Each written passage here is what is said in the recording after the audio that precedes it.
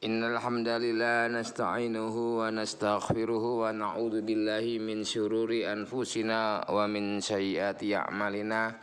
Asyhadu an la ilaha illallah wahdahu la syarikalah wa asyhadu anna Muhammadan abduhu wa rasuluh.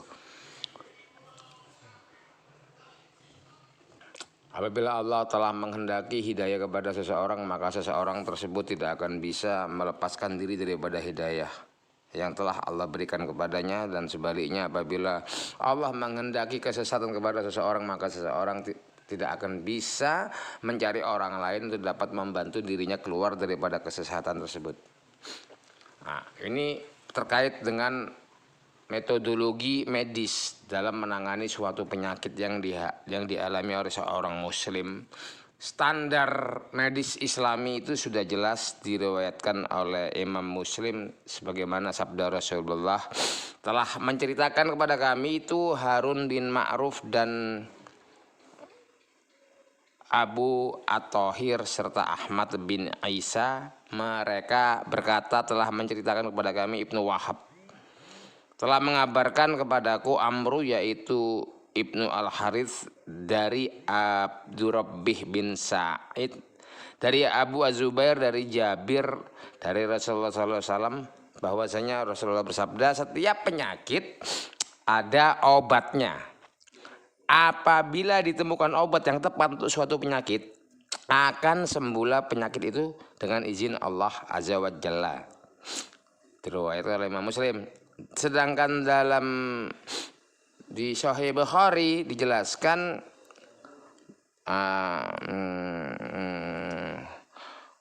Rasulullah SAW bersabda, Allah tidak menurunkan penyakit melainkan menurunkan obatnya juga. Jadi berdasarkan keumuman daripada lafaz hadis ini, kita menyimpulkan bahwasanya Allah menurunkan penyakit, Allah juga menurunkan obat di tempat yang sama. Jadi sama sekali salah metodologi penyembuhan orang kena diabetes harus minum ramuan dari Cina, dari Brazil, dari Rusia, ya kan? Nah, adalah zat penyembuh terhadap penyakit tersebut ada di sekitar dia. Karena Allah tidak mungkin zalim membuat obat jauh daripada tempat di mana si penerima penyakit, daripada di mana hambanya yang menerima penyakit tersebut berada. Dan apabila seorang hamba memiliki keilmuan yang tepat mengenai zat atau formulasi pengobatan tersebut, maka sembuhlah penyakit tersebut atas izin Allah, bukan atas kemampuan dunia medis. Nah, lalu apakah perkara medis ini merupakan perkara furu' di dalam dinul Islam? Perkara-perkara cabang? Tidak. Perkara medis itu adalah perkara usul. Perkara usul, perkara yang tidak bisa dia itu terlepas daripada akidah al-Islamiyah. Karena salah satu asma Allah itu yang Maha Penyembuh. Ya kan? Jadi sehatnya seseorang dari penyakit itu semuanya atas izin Allah. Sehingga metodologi penyembuhan atas penyakit tersebut harus bersesuaian dengan petunjuk Allah dan Rasulnya, bukan atas petunjuk orang yang tidak mengenal Allah dan Rasulnya, apalagi atas dasar ilmu orang yang sama sekali tidak mengenal Allah dan Rasulnya. Nah, maka dituntut seorang juru penyembuh itu adalah seorang muslim. Karena apabila dia seorang muslim, maka dia akan berhati-hati dalam menentukan obat atau penyembuh penyakit seorang muslim agar obat tersebut tidak bertentangan dengan kaidah haram dan halal. Maka Rasulullah itu bersabda, barang siapa yang melakukan pengobatan dan dia tidak mengetahui ilmunya sebelum itu, maka dia yang bertanggung jawab. Diriwayatkan oleh Imam An-Nasa'i, Imam Abu Dawud, Ibnu Majah dan yang lain. Hadis ini hasan. Terdapat di kitab Bahjatul Qulub Al-Abrar nomor hadis yang ke-54. Syekh Abdurrahman bin Nasir As-Sa'di berkata, tidak boleh bagi seseorang melakukan suatu praktek pekerjaan di mana ia tidak mumpuni dalam hal tersebut. Demikian juga dengan praktek kedokteran atau medis dan lainnya. Barang siapa lancang melanggar, maka ia berdosa dan apa yang ditimbulkan dari perbuatannya berupa hilangnya nyawa dan kerusakan anggota tubuh atau sejenisnya, maka ia harus bertanggung jawab. Nah, dinukil dari kitab Bahjah Qulubil Abrar halaman 155, Darul Qutub Al-Ilmiyah Beirut cetakan ke-1 1423 Hijriah. Ulama dan juga tokoh medis yang terkenal Ibnu Qayyim Al-Jauziyah mengatakan, maka wajib mengganti rugi bagi dokter yang bodoh jika melakukan praktek kedokteran dan tidak mengetahui ilmu kedokteran sebelumnya. Tibun Nabawi halaman 88 Al-Maktaf Ats-Tsaqafi Kairo. Pertanyaannya, apakah dunia medis saat ini seperti ini? Tidak. Justru dunia medis mewajibkan seluruh keluarga pasien untuk tetap membayar biaya perawatan dan pengobatan walau akhirnya sang pasien meninggal dunia, meregang nyawa. Lalu apa yang mendasari kegilaan mereka ini dalam melakukan hal ini? Karena mereka melakukan upaya-upaya medis di luar ketentuan Allah dan Rasulnya.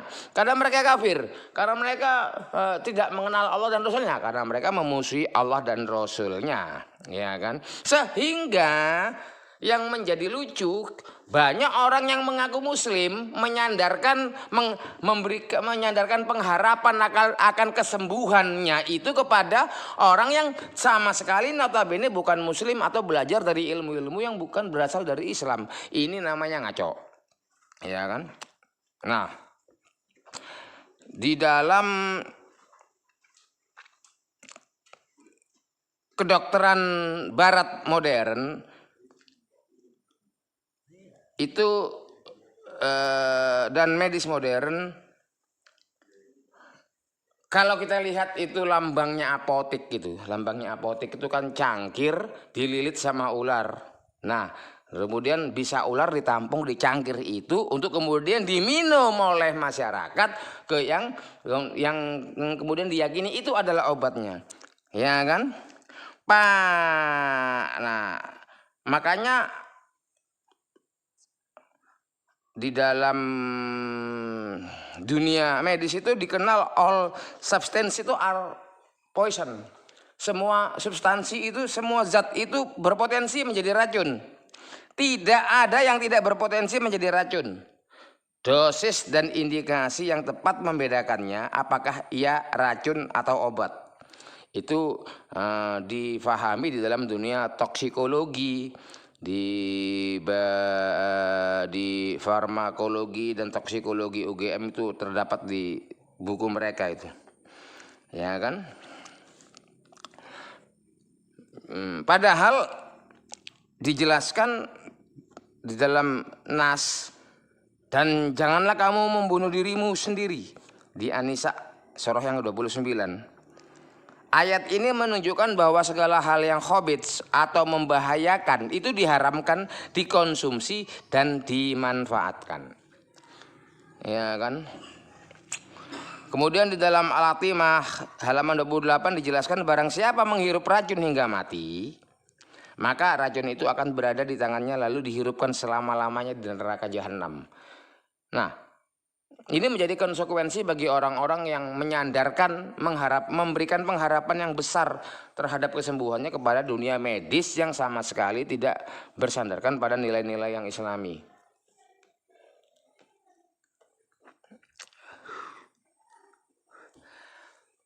Pernah diceritakan dari sahabat bin Sa'ad mengisahkan pada suatu hari beliau menderita sakit, kemudian Rasulullah SAW menjenguk beliau. Beliau meletakkan tangannya di antara kedua puting beliau sampai-sampai jantung beliau itu merasakan sejuknya tangan beliau. Kemudian Rasulullah bersabda, sesungguhnya engkau menderita penyakit jantung. Temuilah Al-Harits bin Khalidah dari Bani Thaqif, karena sesungguhnya ia adalah seorang tabib. Dan hendaklah dia mengambil 7 buah kurma ajwa, kemudian ditumbuk beserta bijinya, kemudian meminumkanmu dengannya. Itu diriwayatkan oleh Imam Abu Dawud di dalam sunannya nomor hadis ke-2072. Nah, dalam hal ini Rasulullah telah menetapkan obatnya ini adalah kurma ajwa 7, sak biji-bijinya kamu tumbuk. Berarti ketentuan dalam memberikan obat dan dosis itu dari Rasulullah, bukan berdasarkan petunjuk daripada Al-Harits, walaupun dia seorang tabib. Ya kan, seorang tabib itu hanya tugasnya mengontrol pasien, membuat pasien nyaman sehingga merasa nyaman dalam penantian akan kesembuhannya. Kaidah tauhidullah di dalam medis ini mengenai pengobatan atau dunia medis ini, dalilnya itu jelas di dalam surah Asy-Syu'ara yang ke-80. Dan apabila aku sakit, dialah yang menyembuhkanku. Jadi dia di situ adalah Allah. Jadi apabila hambanya sakit, yang menyembuhkan itu Allah, bukan dokter, bukan medis, bukan obat. Jadi dunia medis adalah cabang ilmu usul, bukan furu. Ya, ilmu yang sangat terkait dengan akidah al-Islamiyah, antara beriman dan percaya kepada Allah. Itu adalah dunia medis. Ya kan? Di dalam problematika penyakit ini, ya kan, ada bentuk penyerahan diri kepada Allah, termasuk ini adalah nafi sekaligus isbat. Nafi dan isbat sekalipun yang merupakan ruhnya daripada ruhnya tauhidullah. Menetapkan hanya Allah yang menyembuhkan penyakitnya, meniadakan selain Allah yang bisa menyembuhkan penyakitnya. Maka dunia medis adalah cabang ilmu usul, ya, bukan ilmu furu'. Barang siapa yang tersalah dalam kehidupan kesehatannya, kehidupan medisnya, maka cacatlah tauhidullahnya. Nah, apakah standar pengobatan medis modern kuno atau modern saat ini yang diterapkan oleh dunia medis itu benar atau salah? Yang jelas tidak ada yang bisa dibenarkan kecuali Allah dan Rasulnya. Kalaupun terjadinya penyembuhan, terbukti ada kesembuhan diakibatkan oleh upaya medis yang dialami oleh penderita sebelumnya, itu bukan karena benarnya dunia medis tersebut, ya kan? Apalagi sampai dunia medis berani mengklaim ini adalah ilmu medis standarnya seperti ini, kesembuhan itu berkat keilmuan kami. Itu artinya mereka pakar-pakar medis itu tidak jauh berbeda dengan seperti Korun. Korun itu benar kaya, terbukti dia kaya. Tetapi di dalam kekayaan itu dia mengatakan saya tuh kaya, saya tuh bisa seperti ini karena Karena kepintaran saya. Lah apa bedanya Qarun dengan pakar-pakar medis tersebut? Nah, artinya gugurlah tauhid itu. Jadi standar-standar medis dunia, standar medis internasional sama sekali haram untuk diikuti, untuk dipercaya, untuk diyakini atau untuk diimani oleh seorang muslim apabila dia sedang tertimpa suatu penyakit. Maka barang siapa yang menyandarkan pengharapannya akan kesembuhan suatu penyakit yang tidak berdasarkan daripada dalil dari Allah dan Rasulnya, maka ya kan itulah yang menjadi asbab nuzul, itu namanya arbab. Mereka telah menjadikan arbab, dokter-dokter itu, profesor-profesor itu menjadi arbab, menjadi rob selain Allah. Arbaban ini merupakan ketika Allah mengatakan orang-orang mereka itu menjadikan rahib-rahib mereka sesembahan selain Allah. Kemudian Adi bin Hatim mengatakan kami tidak seperti itu, kami tidak menyembah, tidak beribadah kepada ulama-ulama kami. Nah, kemudian Rasulullah mengatakan bukankah kalian mengikuti perkataan ulama-ulama kalian itu apabila Allah telah mengharamkan sesuatu kemudian ulama kalian menghalalkannya, kalian mengikuti? Iya. Begitu juga sebaliknya ketika ulama kalian menghalalkan apa yang Allah haramkan, kalian mengikuti? Iya. Itulah peribadahan kalian kepada ulama-ulama tersebut. Saat ini hal ini terjadi tanpa disadari oleh kaum muslimin, di mana dunia medis menghalalkan apa yang Allah haramkan dan mengharamkan apa yang Allah halalkan. Sampai-sampai penghalalan tersebut terjadi ketika seseorang mau naik haji, harus diinjeksi dulu, disuntik dulu dengan vaksin meningitis yang jelas-jelas mengandung minyak babi, dan kemudian MUI memberi fatwa itu nggak apa-apa. Nah, ini adalah cacat akidah dan dikhawatirkan hal ini akan menjadi nawakidul Islam, pembatal keislaman seseorang. Sangat dikhawatirkan. Maka berhati-hati kalian terhadap upaya-upaya medis modern yang bertentangan dengan kaidah-kaidah yang telah ditetapkan oleh Allah dan Rasulnya.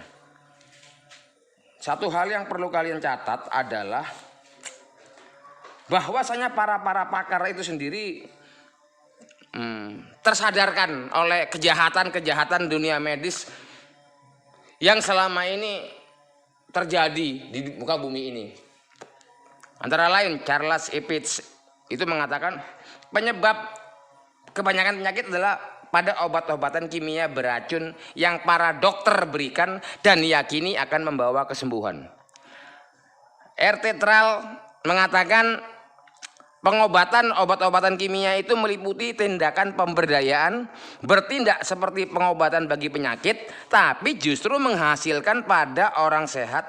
Materia medika sebenarnya hanya sekedar mengenai obat-obatan atau bahan dan larutan kimia yang dalam satu kata disebut dengan racun. Semua ini tidak cocok dengan tubuh vital dan menghasilkan penyakit ketika diberikan kepada makhluk hidup. Semuanya beracun. Pakar-pakar medis sendiri mengatakan semua obat adalah beracun dulu. Sekalian tuh mempercayakan kesehatan kalian kepada mereka itu kan bahaya. Daniel Itzkris mengatakan obat-obatan tidak pernah menyembuhkan penyakit. Mereka hanya menekan tanda bahaya alami tubuh ketika muncul masalah kesehatan. Racun kimia apapun yang dimasukkan dalam tubuh manusia harus segera dibereskan walaupun ia mengurangi gejala. Rasa sakit mungkin hilang, tapi tanpa disadari pasien malah makin parah kondisinya. Kemudian William Osler mengatakan orang yang minum obat perlu pulih 2 kali. Sekali pulih dari penyakit dan satu lagi pulih dari obat kimia itu sendiri. Kemudian Hans mengatakan obat-obatan kimia bisa dikatakan tidak begitu penting karena sifatnya hanya menekan gejala penyakit.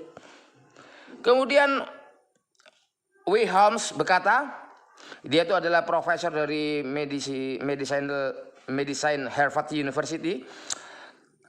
Jika semua obat-obatan kimia di seluruh dunia dibuang ke laut, ini akan berakibat buruk bagi ikan-ikan, tapi baik bagi manusia. Kemudian Harry Lindler mengatakan, bagian terbesar dari semua penyakit kronis disebabkan dari obat-obatan kimia beracun yang menekan gejala-gejala penyakit akut. Kemudian Richard Cabot, dia adalah master di rumah sakit